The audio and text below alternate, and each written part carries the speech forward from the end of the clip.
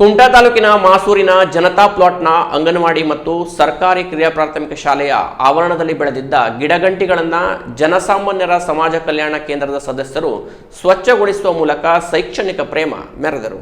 ಹೌದು, ಇತ್ತೀಚೆಗೆ ಸರ್ಕಾರಿ ಶಾಲಾ ಆವರಣದಲ್ಲಿ ಗಿಡಗಂಟಿಗಳನ್ನು ಬೆಳೆಯುತ್ತಿರುವುದರಿಂದ ಸರೀಸೃಪಗಳ ತಾಣವಾಗುತ್ತಿದೆ.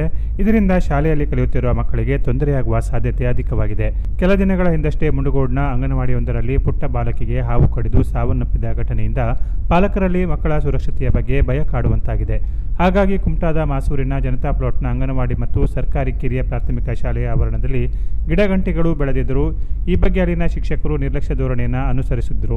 ಇದನ್ನು ಗಮನಿಸಿದ ಜನಸಾಮಾನ್ಯರ ಸಮಾಜ ಕಲ್ಯಾಣ ಕೇಂದ್ರದ ಸದಸ್ಯರು ಶ್ರಮದಾನದ ಮೂಲಕ ಶಾಲಾ ಮತ್ತು ಅಂಗನವಾಡಿ ಆವರಣದ ಮುಂಭಾಗ ಮತ್ತು ಹಿಂಭಾಗದಲ್ಲಿ ಬೆಳೆದ ಎಲ್ಲ ಗಿಡಗಂಟಿಗಳನ್ನು ತೆರವುಗೊಳಿಸಿ ಸ್ವಚ್ಛಗೊಳಿಸಿದರು. ಈ ಸಂದರ್ಭದಲ್ಲಿ ಮಾತನಾಡಿದ ಜನಸಾಮಾನ್ಯರ ಸಮಾಜ ಕಲ್ಯಾಣ ಕೇಂದ್ರದ ಅಧ್ಯಕ್ಷ ಆಗ್ನೇಲ್ ರೋಡ್ರಿಗಸ್ ಅವರು, ನಮ್ಮ ಮನೆಯ ಹತ್ತಿರ ಇರುವ ಅಂಗನವಾಡಿ ಹಾಗೂ ಶಾಲೆಗಳ ಪಕ್ಕದಲ್ಲಿ ಅಥವಾ ಗಿಡಗಂಟಿಗಳನ್ನು ಬೆಳೆದು ನಿಂತಿದ್ರೆ ಅದನ್ನು ನಾವು ಅಧಿಕಾರಿ ಹಾಗೂ ಶಿಕ್ಷಕರಿಗೆ ದೂರುವ ಬದಲು ನಾವೇ ಅದನ್ನು ಸ್ವಚ್ಛ ಮಾಡಿದರೆ ಮುಂದಾಗುವ ಅನಾಹುತ ತಡೆಯಲು ಸಾಧ್ಯ ಎಂದರು.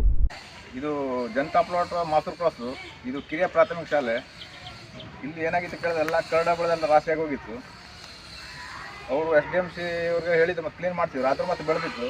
ಹಾಗಾಗಿ ನಾವು ನಮ್ಮ ಸಂಸ್ಥೆಯಿಂದ ಒಂದು ಕ್ಲೀನ್ ಮಾಡ್ತಿದ್ದೇವೆ. ಯಾಕೆ ಕೇಳಿದ್ರೆ ಮೊನ್ನೆ ಒಂದು ಮುಂಡ್ಗೋಡ್ದಲ್ಲಿ ಒಂದು ಸಣ್ಣ ಒಂದು ಬಾಲಕಿ ತೀರೋಯ್ತು ಹಾವು ಕಚ್ಚಿ. ಹಾಗಾಗಿ ಇದು ಏನಾಗುತ್ತೆ ಕೇಳಿದ್ರೆ ಈಗ ನಮ್ಮದು ಕಣ್ಣು ಮುಂದೆ ಇರ್ಬೇಕಾದ್ರೆ ನಾವು ಸ್ವಲ್ಪ ಅದನ್ನು ಗಮನ ಹರಿಸ್ಬೇಕಾಗ್ತದೆ. ಇದು ಇಲ್ಲಷ್ಟೇ ಅಲ್ಲ, ಪೂರ ಜಿಲ್ಲೆಯಲ್ಲೂ ಹಾಗೆ ಇರೋಕ್ಕಾದ್ರೆ ನಮ್ಮ ಮನೆ ಹತ್ತಿರ ಏನು ಶಾಲೆಯಲ್ಲಿ ಎಲ್ಲ ಇದ್ದರೆ ನಾವು ಅದನ್ನು ಸ್ವಲ್ಪ ನೋಡ್ಬೇಕಾಗ್ತದೆ.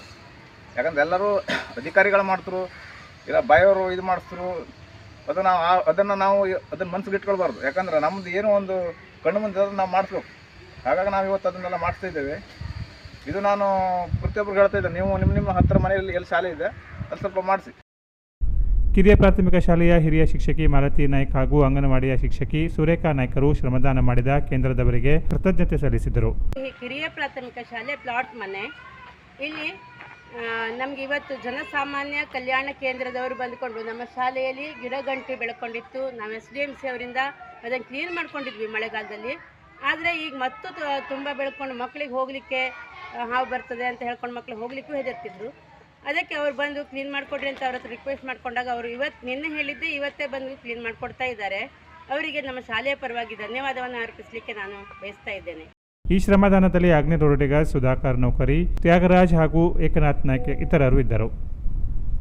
Canara plus news, Kumta.